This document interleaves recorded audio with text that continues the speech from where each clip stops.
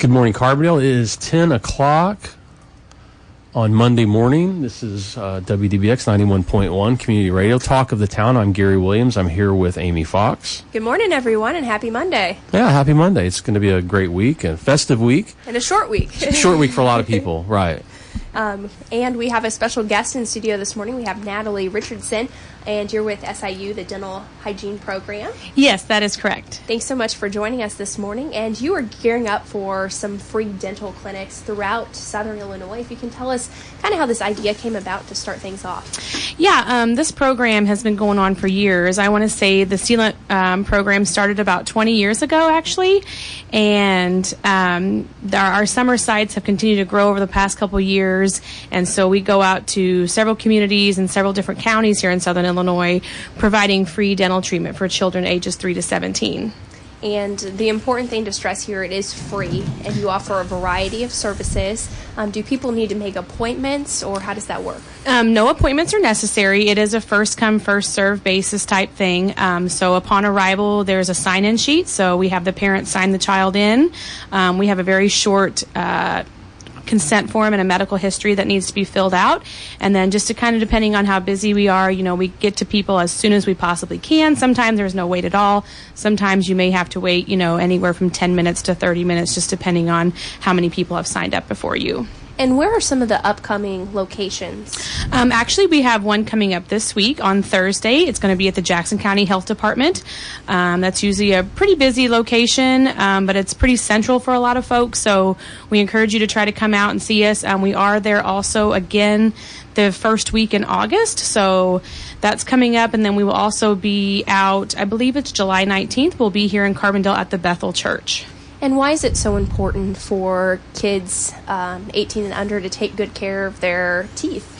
I can't stress prevention enough. I mean, prevention is key in order just to keep, overall healthy teeth and a healthy smile. Coming out and seeing us, we provide the dental exam. So if we find any decay, we can refer you, to be seen somewhere to have the restorative treatment done.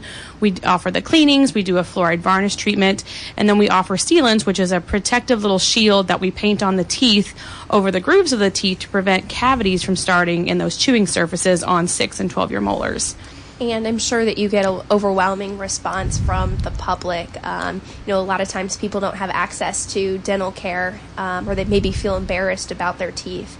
And this is a great way for you guys to partner up and to provide a service that they wouldn't normally have access to. Exactly, yes. Just because no matter where our location is, you don't have to live close by or live in that specific county. This is open to anyone that wants to come see us. So whether you live here in Carbondale and needed to come see us in Pinckneyville, it doesn't matter as far as the location. So we just encourage, yes, that you come out and see us, especially, if you don't have any dental insurance or just, access to dental care is, maybe not in the right location for you and we're going to be close by, definitely come out and see us. Another major thing too, any child that goes into kindergarten, 2nd and 6th grade is required to have a dental examination.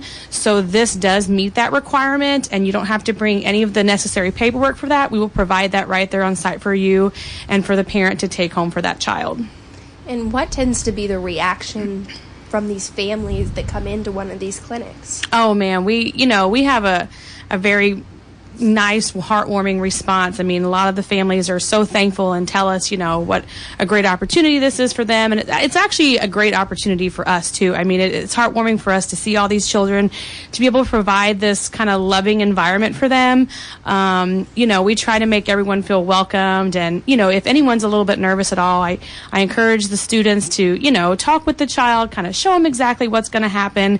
We want them to feel not overwhelmed. We want to reduce their anxiety. We want them to have a good experience by going to the dentist. Everyone always has this fear of going to the dentist. So we want to try to minimize that. And overall, too, it's just a really good experience for our dental hygiene students to be able to help these children and have a healthy smile. And how far along are these dental hygiene students who are actually taking care of all the kids that come in? They are getting ready to start their senior year. So this is going to be their last year here at SIU, and they'll be taking their board exams come springtime. So, we really get them out there, get them involved in the community, and just kind of hands-on everything because, within a year, they're going to be graduating and kind of be out there on their own. So that's good. That's a great question, right? So it's not like people should rest assured that folks are experienced. They've done this before. Oh, absolutely. And I myself am a registered dental hygienist. I actually graduated from this program 11 years ago. So the students provide the care, and then I also go after they've completed and check the work, or we also have our on-site dentist, Dr. Amy Wyatt. She will also check their work as well, and she is the dentist that does the exams for us. So the exams are completed by a licensed dentist, and then the students provide the care, and then myself or her go after and check all the work to make sure everything is top-notch. Now, and I may have missed it a moment ago, but how long have you guys been doing this? So I want to say, I think the first year that we actually got the grant was in 2000. So, it's been, I want to say 18 years. Now, I've only been in this position for almost 6 years. So, and in that 6 years, these summer locations, we've actually doubled those since I've been on. And then every year I get more people, get my information and contact me. We've already got 2 more people next year that want us to do the same type of thing at a location for them. So, every year the summer just seems to expand. Yeah. And there seems to be a growing need for these types of services, so it's something that you're hoping to offer each and every year. Oh, absolutely. And I try my best to really get the word out. We advertise through the university, and they get it out to local newspapers, local radio stations, TV stations. So, I do my absolute best to get the word out there so that people know that, hey, this is out there for everyone to take advantage of. So, we encourage that. And like I said, for especially those that are going into those specific grades that need that dental exam, don't wait too long, because appointments will fill up elsewhere. And, we're trying our best to get out there and serve the community. Mm-hmm. And it seems like a real opportunity not only to make build up relationships with these kids in the community, but there's also an educational piece to this as well, encouraging them to brush and floss their teeth. Absolutely. Every child that we see, our students go over oral health education, providing them, how often they should be brushing and how long they should be brushing for and areas they may be missing. So we make sure to provide that information to the child and also to the parent if they're there. And every child receives a free powered toothbrush. And, of course, they get some other goodies, too, toothpaste, floss, little flossers. And I even give them a timer so that they can keep track of home as how long they should brush for. Out of curiosity, how many kids do you guys generally treat through these programs? Well, I would say through through a given year, we do these summer locations, but then we also go into the school settings during the school year here in Jackson County. We do a couple of schools in Williamson County, and between those two different, between the school setting and the summer sites, we see anywhere between 1,500 and 2,000 kids a year. Yeah, that's pretty amazing. So, we see a lot of kids. But it speaks to the need. I was recently at a similar type of thing for adults, and it's always amazing to me how many folks come in for dental work. Mm-hmm. And they probably leave just like you're describing when they haven't been treated in a while. They leave just so excited and happy. Absolutely, that the service was there. And and like I said, we want to see anyone. Don't be embarrassed to come see us, or if you're having a problem. That's the whole reason we're there. If your child is experiencing dental pain, absolutely, we want to take a look at them and make sure that we can give you the treatment options that they're going to need, or a referral somewhere. And that way, we can get them in first with us. Get their teeth clean, kind of help them feel a little bit more relaxed. And, then we can offer you the information as where to take them for restorative care. And what makes it so rewarding for you? For me, I get that question, and it's just, I just love to be able to provide these services for these children. I have 2 children on my own, and so when the students see me interact with the child, since I've worked with my own children, I've been doing this now for a while, and just seeing them that they, if at first they may start out a little anxious or a little nervous, and, I kind of walk them through it and say, we're not going to do anything that's scary. We're here to kind of be your friend. This is going to be fun. And then at the end, when they get up out of the chair and they walk away smiling and they're like, oh man, it was so much fun. That's really rewarding. And even working with the parents too, and letting them know, hey, this is what your child may need, or, encourage them to be brushing better, and just the relationship with the child and the families. Mm-hmm.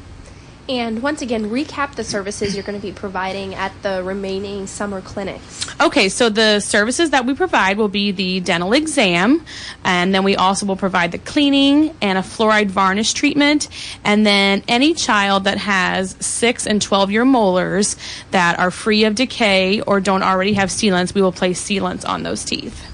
And what does that sealant do? Just kind of protects the teeth a Right. little The bit? sealant, with, like I said, it's just kind of like a little plastic coating. We paint into the grooves of the teeth, and we use a special light that hardens it onto the tooth. We kind of call it the hair dryer for the child, so that way they we try to use terms that so the child also feels comfortable and they're not scared of, what is that light? What is that, why does that look so scary? So we try to, say, oh, this is our squirt gun we use and this is our hair dryer. And so, it dries and hardens to the tooth and it seals over those grooves so that food and bacteria and whatnot don't get down into those chewing surfaces. And I'm sure you have a lot of happy kids that leave your office, but how many stations will you have set up, or how many hygiene students will you have? So I will have 6 hygiene students with me. 2 of them are paired up. We have 2 different chairs that we have our units, that way we can provide the sealants, because when you place sealants, the child's mouth has to kind of remain dry and we have to use our air and our water and our suction. So we will have 2 of those units set up. So I'll have 2 students at one, 2 students at the other. And then we have what we call our toothbrush cleaning station, where we have 2 little stations set up for children that may just need to have their teeth cleaned. We have some smaller kids that may not have their molars yet, their permanent molars, or kids that may have already received sealants, at another location or during the school year, and they may just need their teeth cleaned. So we have 2 of those stations as well. So I'll have 6 students with me, and then of course the dentist, Dr. Amy Wyatt. And how long can people expect this to take? It just kind of varies. Let's say you have a young child who's 3 or 4, they're not going to have a whole lot of buildup on their teeth. They're not going to require sealants because they won't have those permanent teeth yet. So that visit may take anywhere from 15 minutes to 30 minutes. Now, if you have an older child, let's say who's 16 or 17, let's say their oral hygiene isn't that great and they have a lot of buildup on their teeth. Let's say they have all of their permanent molars, which they would have all their 6-year and 12-year molars. So that would be 8 molars. Let's say they need them all sealed. That could take anywhere, from an hour and 15 minutes. And it kind of just depends on how busy we are too. So it just varies, but, anywhere from 15 minutes up to an hour and a half possibly. And if people are listening to this segment this morning and they would like to learn more or get signed up, how can they go about doing that?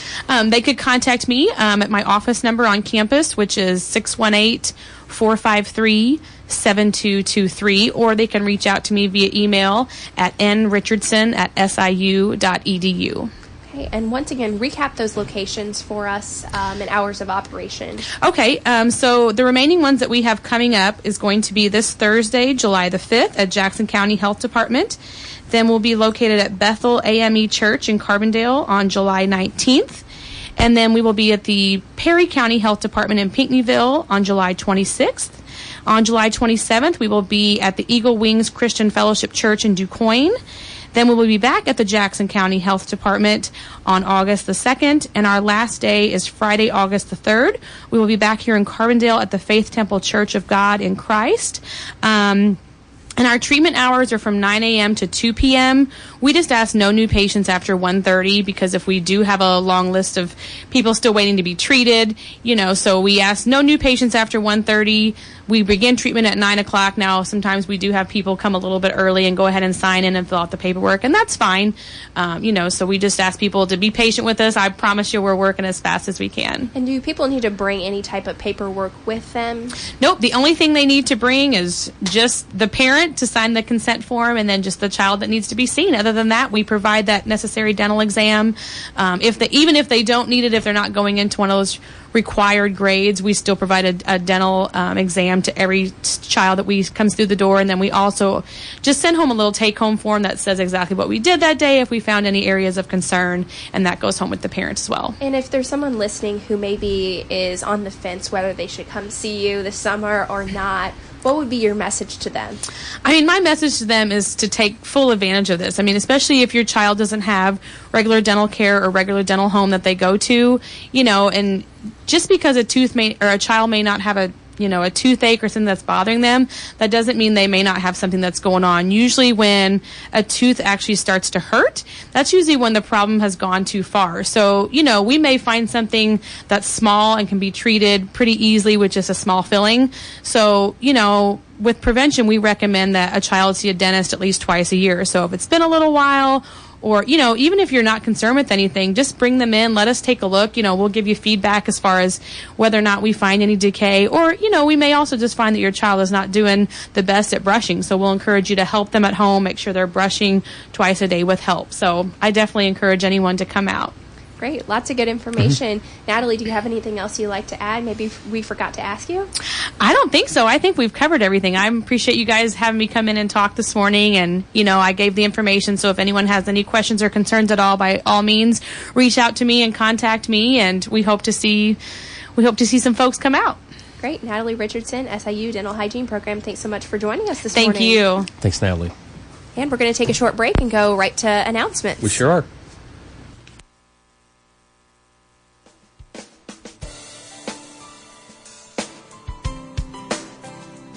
Good morning. This is Alicia with the City of Carbondale, here to bring you this week's calendar of events. Carbondale Community Arts is pleased to announce a brand new event series, CCA First Friday. Join CCA every first Friday of the month for a public reception to celebrate the current exhibit at Art Space 304 from 5 p.m. to 7 p.m. The series is free and open to the public. Also, on Friday, July 6, 2018, the Varsity Center presents the Ruth Ginsburg documentary. This event begins at 7 p.m. to highlight the life of U.S. Supreme Court Justice Ruth Ginsburg. The Varsity will show Ruth Ginsburg at 7 p.m. Tickets are $10 and are available in advance at thevarsitycenter.eventbrite.com. They will also be available at the venue on the night of the show. For more information, call 618-457-5353. And on Saturday, July 7, 2018, it's Fresh Fitness. The City of Carbondale is once again teaming up with the Carbondale Park District and the SIU Student Recreation Center to host a series of group fitness classes during the Carbondale Farmers Market. The Fresh Fitness program will be held every Saturday in July from 10 a.m. to 11 a.m. at Turley Park. This week's class will be all about arms and abs.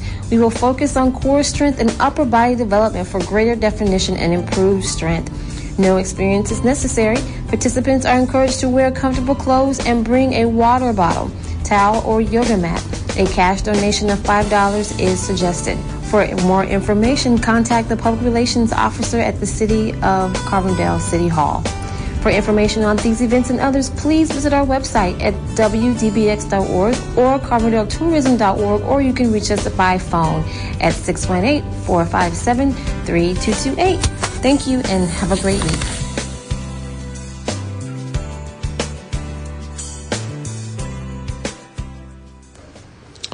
All right, Amy, as usual, lots of stuff going on, and we have some other festivities going on this week. Yes, to commemorate Independence Day, we have the annual City of Carbondale fireworks display. And last year, it was bigger and better than ever before. Yeah, it was. I think we can legitimately claim to have the biggest fireworks show in the area, and I mean that sincerely. We had a good show, but we decided to increase the budget for that last year, and I think the people really reacted positively to it. I know that I was there, and I heard comments from people, and we had a lot of city staff had folks coming up to us afterwards saying that they definitely noticed a difference. So I'm glad that people enjoyed it, and if they haven't been out, I would encourage folks to go check it out. It's a pretty cool show. It's long, and it's just a nice way to spend the evening. And that's going on this Wednesday at the Super Block. And as far as parking, where can people do that? Yeah, there's, we run out of parking in the Super Block. And part of that is because we have to have some distance requirements from where we fire off the fireworks. But folks can enter on Lewis Lane or the Super Block, Sports Blast Drive, behind the mall. We close the road on Lewis Lane, that entrance, around 8 o'clock because it starts getting really busy. But you can park at District 95. You can park at the high school. You can actually park at the mall as well. And actually, a lot of people do that and just walk over. And you can view it from those locations as well if you don't want to get that close. Right, but it's a really good family-friendly atmosphere. You'll see a lot of kids walking around, people in festive outfits, and it's just a really great way to kind of continue your summer celebration. And that celebration begins at dusk. And right now, the weather looks really, really great. Looks real favorable. Yeah, we were just looking at it before the show, and it looks, as of now, it's going to be clear throughout the day and very little risk of rain. But if for some reason something changes, the fireworks will be moved to Thursday, July the 5th. Correct. Same time, same location, same everything, just one day later. Yes. And another thing going on in the city right now is the streetscape project. If you've driven downtown, you've noticed lots of construction, and there's been some traffic delays, too, in the area. Yeah, so there's certainly been some media exposure about this project, and we've talked about it a lot from last year. It's just a continuation of the first phase we did last year. This phase will go from Cherry Street up to Monroe Street, which is the north side of City Hall, and we've actually, this section is almost complete on the west side of Illinois from Cherry down to Walnut Street. They're actually working in front of City Hall as well. This section has been a lot. It's been a lot less complicated and busy than last year, and mainly because last year we also had to relocate a lot of power lines. Right. So there was a lot more coordination with several utility companies, and just a lot. There are a lot more moving parts to the project than there are now, and this year has been much more smoother. And I think one thing that's helped is we kind of have an example to show people. People are like, oh, what are you doing in this section? Well, look further down the street and you'll see what we're doing. So I think that helps. And I think that the businesses have been really cooperative as well. And that always makes a difference. They have, and we understand that it's a, it's a struggle for small businesses when we are working right in front of their offices, and we take their parking for the day. We try to do that as expeditiously as we can. In the first phase, we did have the first section north of Cherry. I had hoped would go a little more quickly than it did, but the business owners were very cooperative with us and patient. We certainly appreciate that, because the end product, and that's the feedback we get from the businesses, is that in a perfect world they would like to have no distractions or no inconveniences whatsoever from this work, but everybody agrees that the outcome is certainly worth any hassles. And we know all too familiar what it's like to have construction. It's begun right outside of our office windows and doors. So we understand what these business owners have been going through over the course of the last several weeks. And if you are making a stop to City Hall to pay that water bill, or maybe if you have an appointment set up with someone, there is no parking available right now during the contractor hours. Correct. Along Illinois Avenue. But there's a ton of parking on the west side of the building, so we would encourage folks, if you have any city business to do, to just park on the west side of the building and enter the west door, and you'll save yourself some headaches of trying to enter from Illinois. Exactly. And completion expected right before SIU moves. August 10th was their completion date, and I think they're on track. They haven't really been working any overtime at this point. They might have to at some point. It's going to be weather dependent. But I think the east side of the street will probably go even smoother, and then we've left out a small section where the existing Amtrak station's at, because in the event that we get some funding there to move a new project forward, we don't want to have to redo a lot of stuff we did. So there's a little less work on the east side, but I think all signals seem to indicate that they'll be done August 10th, at least substantially complete August 10th. Right, and that segues really nicely into the future of the multimodal facility here in southern Illinois. You received permission from City Council, or approval from City Council last week, to go ahead and submit the grant. Yeah, so this will be the third round of funding. There were two previous rounds. It was actually rounds 8 and 9 of a Tiger program that was created in 2008. It was an initiative from the Obama administration. And last year we were actually surprised that the 9th round was continued, because we had heard some scuttlebutt that they were going to move the program in a new direction.